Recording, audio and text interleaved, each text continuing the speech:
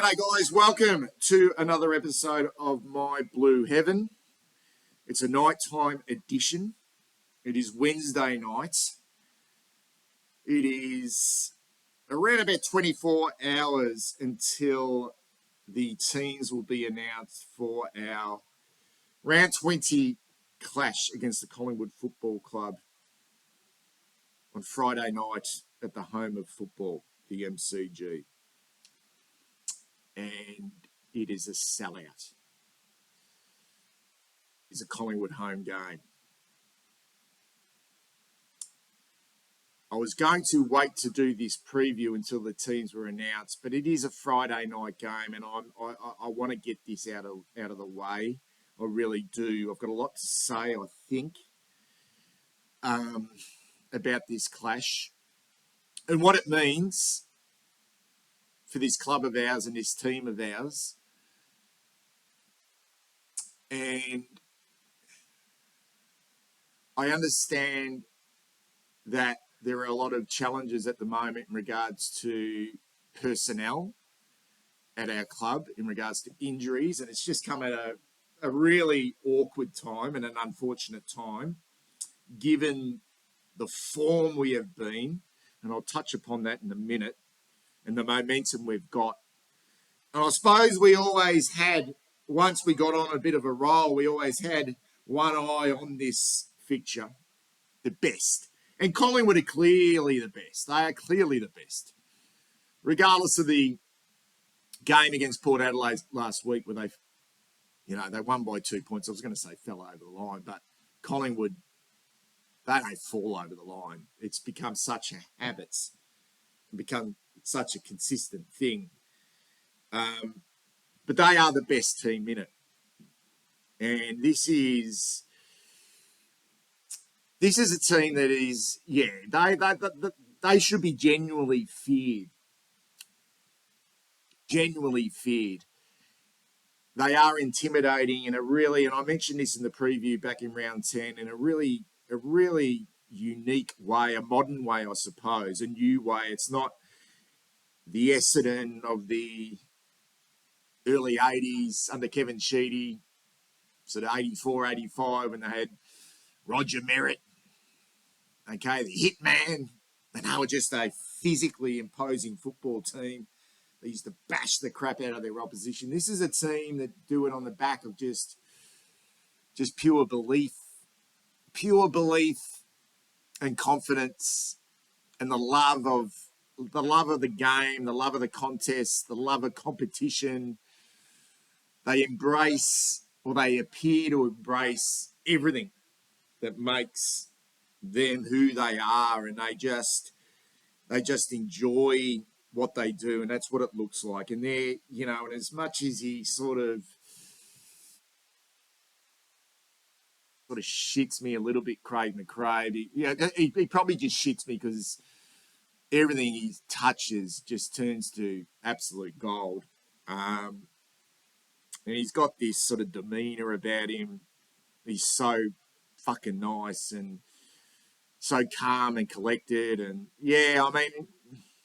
why would you dislike someone like that? It's not that I dislike him. It's just, I don't know. He's just found something, and and I don't want to say good luck to him because they are the opposition, and they're a scary, scary football team, and we copped the brunt of that last year, and it hurt. It hurt for a long time. It hurt for a long time. I can't remember being that emotionally down after a loss. In fact, I can't ever remember being that bad after a loss. I must say I've fully recovered. I have, although I'm probably speaking here and it sounds like I'm still worried about what happened last year. I think every team that faces Collingwood are going to be never at ease, never. I have fully recovered from that because I am looking at this game and I look at the injuries and how unfortunate it is that we don't get to at least field close to our best team, and Collingwood are pretty much at full strength. And I don't want to use that as an excuse in that game, and anything but, to be perfectly honest. But you'd have to be an absolute fucking knob jockey not to at least acknowledge the fact that there are significant players who will not represent our club on Friday night in arguably the biggest game that we've faced in a very, very long time. And why I mean that is I've been banging on about this winter substance, guys, this winter substance for a while now. Since we went on this little roll, 5-game winning streak, and our form is superb. Momentum built, confidence built. I'll talk about the brand shortly.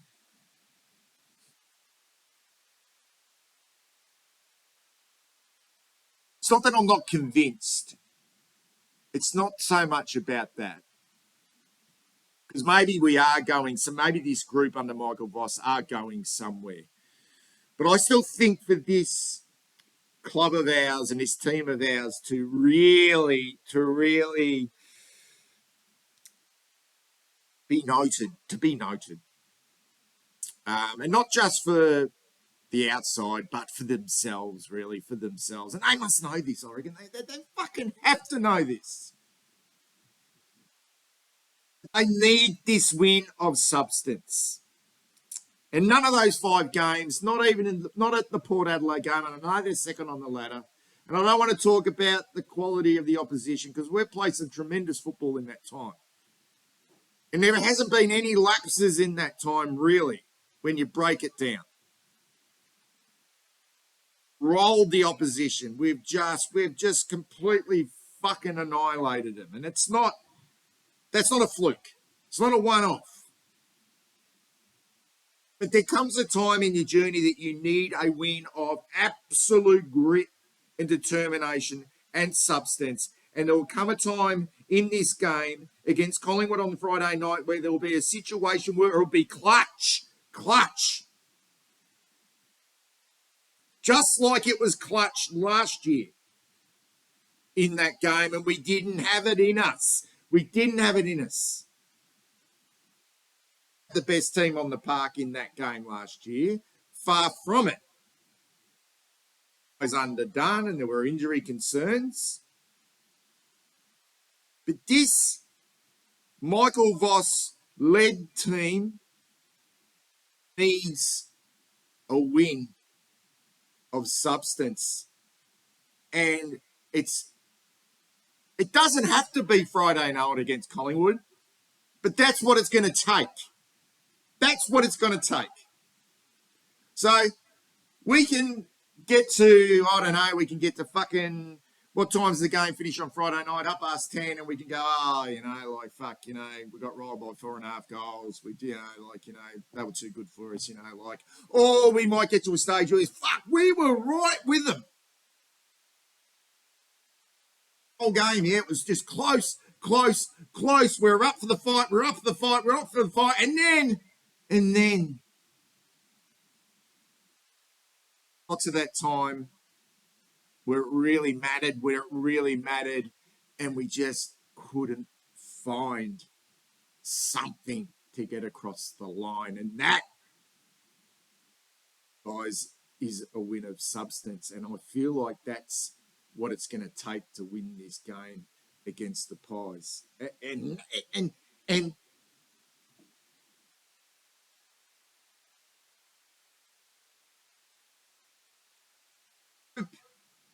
under Michael Voss, this is the culture. This is the formula. Then it's got to be done. It's got to be done. Yeah, it's got to be done. We've got to get that win of substance. Just don't lie over the last 5 games. Yeah, they just don't lie. We're going into this game with some serious momentum. We're not going in like we did in round 10 where we were down on confidence. Couldn't score. Players out of form. Some of them couldn't get a kick in a karate movie. Game plan questioned. Leadership questioned. Since then, okay, let's have a look at it. Fuck. Since that Essendon loss in round 13, the lowest point. It could have gone two ways. Fucking further south, okay, or north, and it's gone north. We've gone north. We've won 15 of our last 20 quarters. In that time, the quarters were okay, in that time. The Suns, 10 points in the first quarter. Yeah, we started slowly, but then it just clicked. We lost the third term to Hawthorn by 12 points. Not much. The last term by Freo by 11 points. And then the second after West Coast last week by a total of 11 points. 7 in the third quarter and 4 points in the last. Okay, when we were down on rotations. That's some serious form. Our average winning margin across those 5 straight games was 58.6 points. We are scoring. Now, we're not going to have it all our way in that regard against the Pies, but we are going into this in some fucking terrific form. To put that into perspective, across the 6 straight losses from Brisbane game to the Essendon game, we won 6 out of a possible 24 quarters. And there were some substantial quarters lost in that time. We remember the Brisbane one, third term, just blown out of the park by 30 points in the third term. Collingwood got off to a flyer, kicked a 24-point lead at quarter time, 35-point at half time, and we just can't forget that Essendon game. Tight in the first half, okay, they just blew us away in that third quarter. 31 points in their favour in that quarter. The average losing margin across those 6 games was a comfortable 25 points. The term used, I think, was we were off the pace. Off the pace. We were getting feedback from good teams. If we are led to believe now that we are a good team, and if we think that form stacks up, and that is real, I know it's real because it happened, but is that genuine? Is that genuine over the last 5 weeks? Are all the questions around the opposition and were they good enough? Well, we're going to find out now against Collingwood on Friday night. We go in better, Nick, this time around. Obviously, scoring and ball movement was a real worry back then. Okay, we've seen to have got that right. But this is the big one. Big one, guys. We have seen since that game against the Gold Coast Suns, probably the second quarter, and it was probably there in the first, but we didn't take a lot of notice of it because they kicked the first 2 goals of the game and it looked like shit. Here we go again.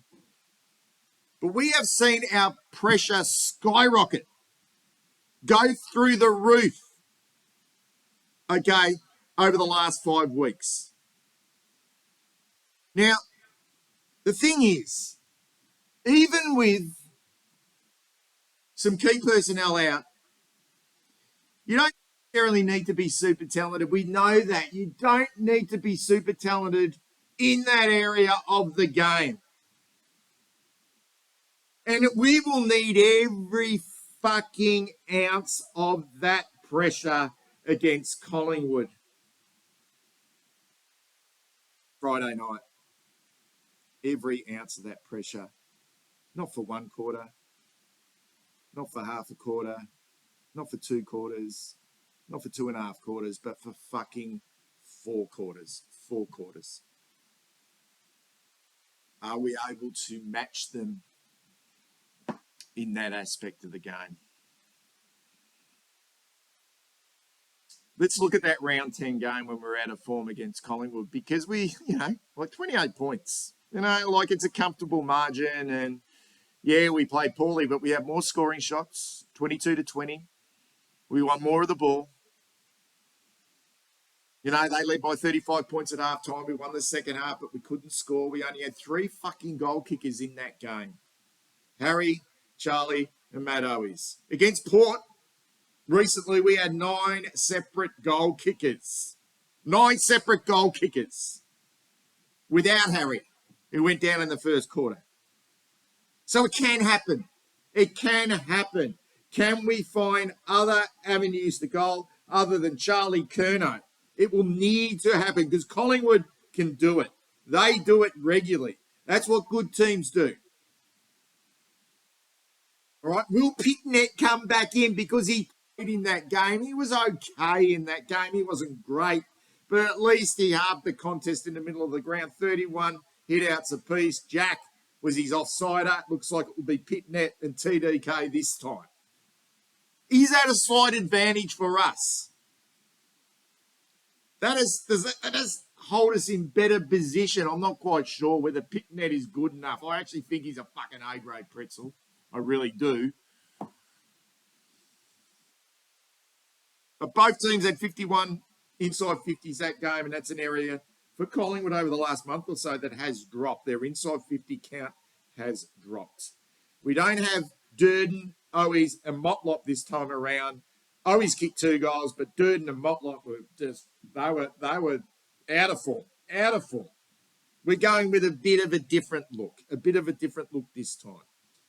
Charlie was okay. Charlie was okay in that game. Won a couple of free kicks, 3 goals, 16 disposals. Okay. But it was a funny game because we got nothing out of our running defenders. Sard, 16 touches. They clamped down on him. He wasn't in great form at that stage. There was no Kemp. I don't think Chincotta played. Obviously, Boyd's out at the moment. It was a bit of a different look. Young was still playing in the back half. It was a little bit slow. It was a little bit cumbersome. And on the other side of the ledger, when Collingwood got it, they just went. Noble was terrific. And every time we got the ball, we just slammed it down the front of Darcy Moore. And he completely fucking annihilated us. Okay, and humiliated us. Isn't that great, though? Isn't that great? Can Voss actually coach? Okay, when we talk about this. So I think, there's been some signs over the last 5 weeks that we're tracking in the right direction. But will there be a repeat of that? Will there be a repeat of that? Who's going to maybe negate John Noble's run, Isaac Quainer's run from the back half? Because they can go. They can really go. And the last time we played, Wiedering was in poor form, and Myercheck absolutely pulled his fucking pantyhose down and spanked his arsehole. Okay, and Myercheck is just this fucking beast of a workhorse. He's actually super talented too. He's no Aldi fucking Charlie Curnow. He's a fucking Ridgy Didge fucking key forward who can turn the game really quickly and can execute. Sidebottom and Josh Dacos, they controlled the wings that day. They controlled that side of the ground, Southern stand side, members stand side, and they were electric. And we had a lot of players out of form and down on confidence. The thing I noticed the most in that game, other than the fact that they are so clinical, Collingwood, and I mean clinical, and we saw that against Port Adelaide last week where Port Adelaide had opportunities and then Collingwood were just able to kick goals at fucking hell. Jamie Elliott, fuck, Jesus. But their speed. And I'm not just talking about foot speed, but McQuarrie and Hill were just so fast in that game. So fast. But their quickness of ball movement by hand and by foot and their ability to be brave and proactive and their ability to close down space in that game, whether it was to tackle or to spoil. And I think we've seen signs in our game over the last 5 weeks that we're starting to build that into our game. And they teased us in that game. They really did. They played us on a break. They teased us to either kick the ball down the line, which we did on a lot of occasions, but then they teased us to go short, to go dangerous, and they closed down that space and they got their goals. They got their goals on turnovers. Yeah. How's it looking from a selection point of view? We know Walsh is out. That's huge. That's huge because he looked like he was like fucking prime for this game. He was using last week as like an appetizer. Yeah, he was using that. And question marks on Chera. Does he come back in? We will need him. I'm hearing things, about Cripps won't play again. What the fuck's going on there? I mean, is it a cork? I mean, do you miss 2 weeks with a cork? What aren't they telling us if he misses again? Silvani out after finding career best form. We probably will after a best on ground performance. Apparently in the twos last week, Mark Pitnet, which will allow TDK to at least give Charlie a bit of a chop out in our front half. Although I've loved TDK in the ruck. I think this is a great opportunity for him to get his hands dirty against Cox and Darcy Cameron and get significant amount of ruck time. I think he gives us that much drive, whereas Pitnet is pretty fucking ordinary around the ground. Lewis Young was a sub last week. Does he come in as a smoky? So they go with TDK and Lewis Young, giving us a bit more flexibility with Young. Who knows? No Corey Durden, no Owies. Question marks on Jack Martin. Love to get him back in. Probably no Motlop as well. Yeah. Does Honey survived? Kicked 1 goal and had 4 touches last week. It's not enough. I reckon he'd be completely out of his class against Collingwood. No Jordan Boyd, disappointing. No Matt Kennedy, disappointing. And then we're going to bring in. Who could we bring in? Is it Marchbank? Is it Callum Marchbank? Is it time? He played against Collingwood last year in the last game of the year and actually performed quite strongly. He had 29 disposals on the weekend. Jackson Binns, another 34 disposals and a goal. And I'm going to say it. I think there's a couple of guys who should never get games for our football club again, and that's Lockie Plowman and Lockie O'Brien. And that seems a tad harsh, but apparently he played inside mid. And I didn't watch the VFL game on the weekend and had 28 disposals and 10 marks. Like Ed last week, we just knew it was going to happen. Okay, so we're just going to have to wait and see on that one.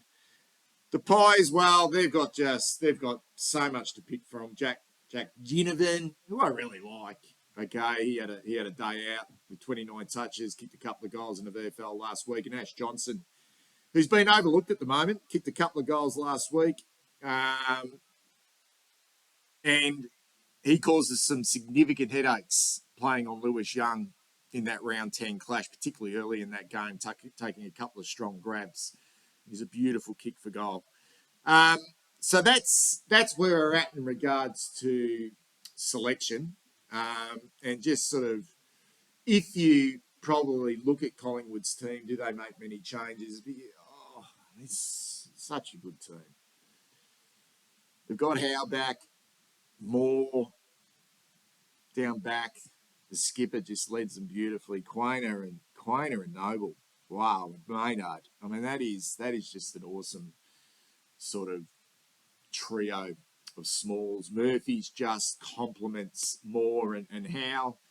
and their centre line is to die for. Sidebottom, Dacos. Is it Ed?